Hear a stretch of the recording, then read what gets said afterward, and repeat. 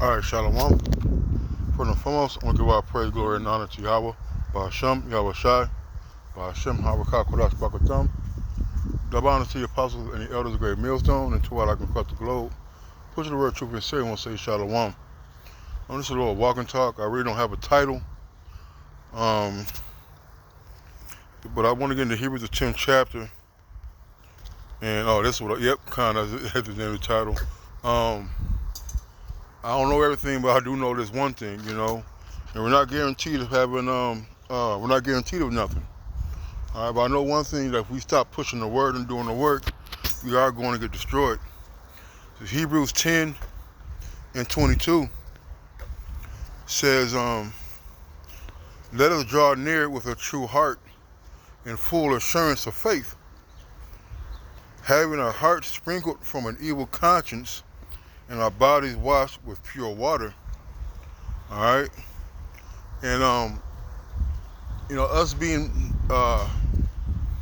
seekers of the Heavenly Father and His ways, all right, and looking for His mercy and His judgment, or His mercy and His grace, all right. If we want that, we got to be fully assured, fully persuaded. We got to fully believe, all right. And stay engulfed in His Word, stay engulfed in these scriptures, in the Spirit, and sticking to the doctrine, sticking to these scriptures, man. Not adding or taking away, all right, of the Word. Verse 23 says, let us hold fast the profession of our faith without wavering, for He is faithful that promised.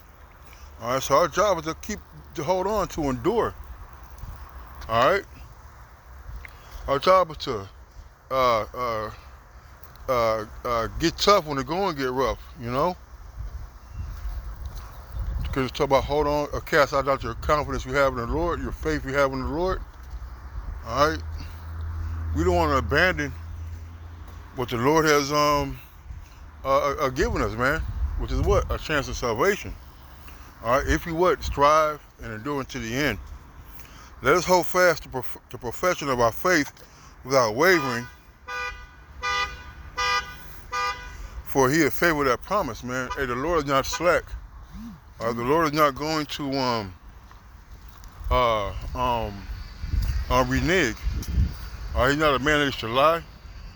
Okay, shall He say and not do? And that goes for us too, man.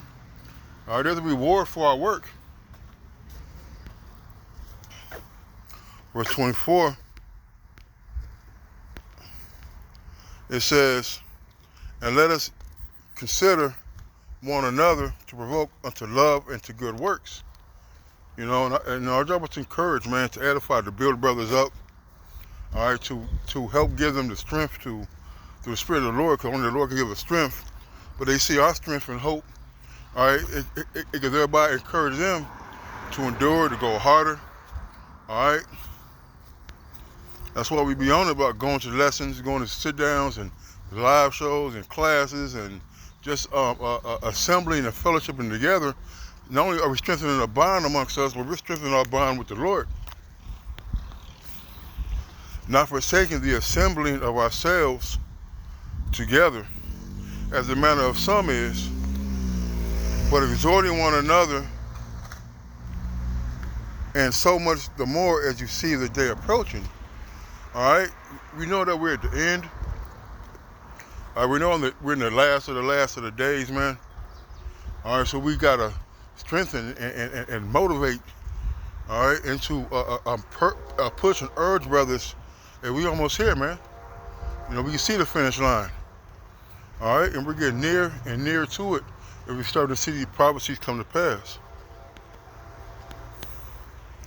Verse 26 says, for if we sin willfully, after that we have received the knowledge of the truth, there remaineth no more sacrifice for sins, man. All right, going back into the world, the scriptures talk about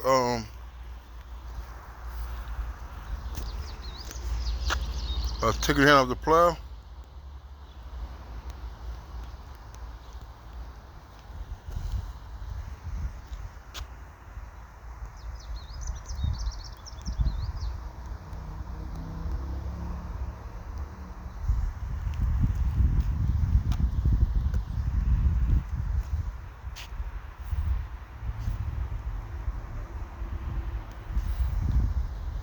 It says,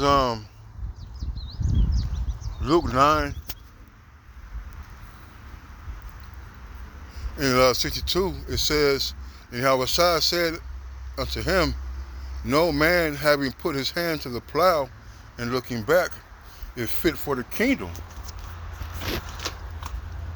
All right? So our job is to continue to do this work. All right? To keep our eyes on the prize. So when the Lord come, he said, well done, my good and faithful servant. All right? But you can't get that gratification. You take your hand off the plow. I don't know. Damn, I don't just escape me. Oh, come.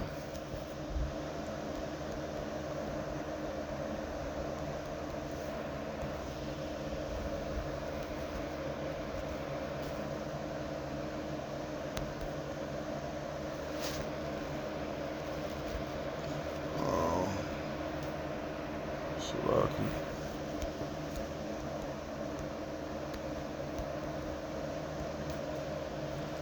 Matthew 24 and 13, it says, but he that shall endure unto the end, the same shall be saved. So our enduring, all right, is part is directly linked to our reward, man. All right, not falling back into the world. But we sin willfully after that we have received the knowledge of the truth. There remain no more sacrifice for sins, man, because the Lord is only gonna. The Lord did what he did one time. All right. Verse 27 is the point.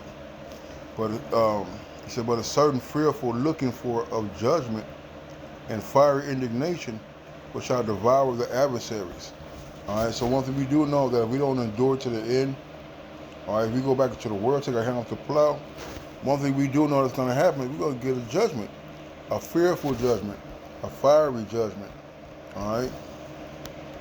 Let me get some cross references. There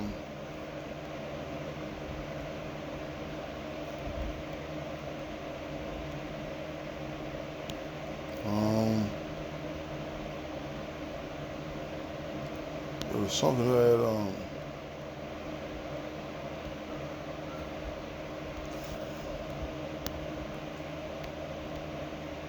oh, Khan, duh.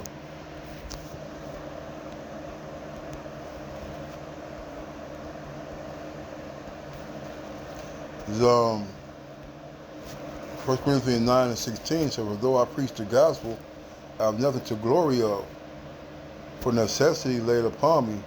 Yea, woe is unto me if I preach not the gospel, man. All right, and teaching his work, all right, is part of part of our reward also, man. If we don't teach the word of God from outside, all right, hey, then what? Then we're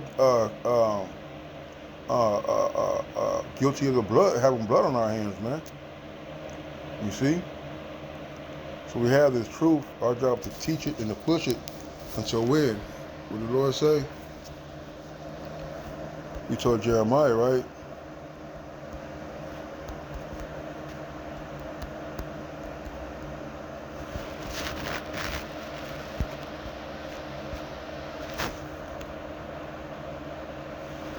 I don't know what's wrong with my spelling today.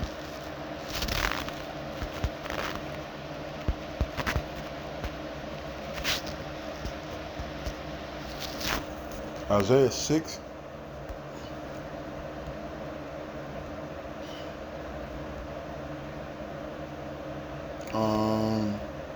And 9, it says, and he said, go and tell this people, hear ye indeed, but understand not, and see ye indeed, but perceive not. Make the heart of this people fat, and make their ears heavy, to shut their eyes, lest they see with their eyes, and hear with their ears, and understand with their heart, and convert and be healed. All right, so our job is to go out there and to teach. All right, no matter whether they can understand it or not, whether they can or receive it or not, whether they come into the truth or not, whether they believe it or not. See, our job is to go out there and to teach. All right, and ultimately, It's the Lord rejecting them. Yeah, but angels that's blocking them from getting this truth. All right, you get that sword in the garden that spins all the ways, right? Verse 11. And Isaiah asked him, he said, what? Then said I, Lord, how long? And he answered, until the city be wasted without inhabitant, the houses without man, and the land be utterly desolate. All right, so that's how long we got to teach. That's how long we got to endure. All right? But if we don't do these things to go back to the world, we got nothing to look for but a fiery indignation, man. All right? That's one thing that I do know. With that, I'm going to say shalom.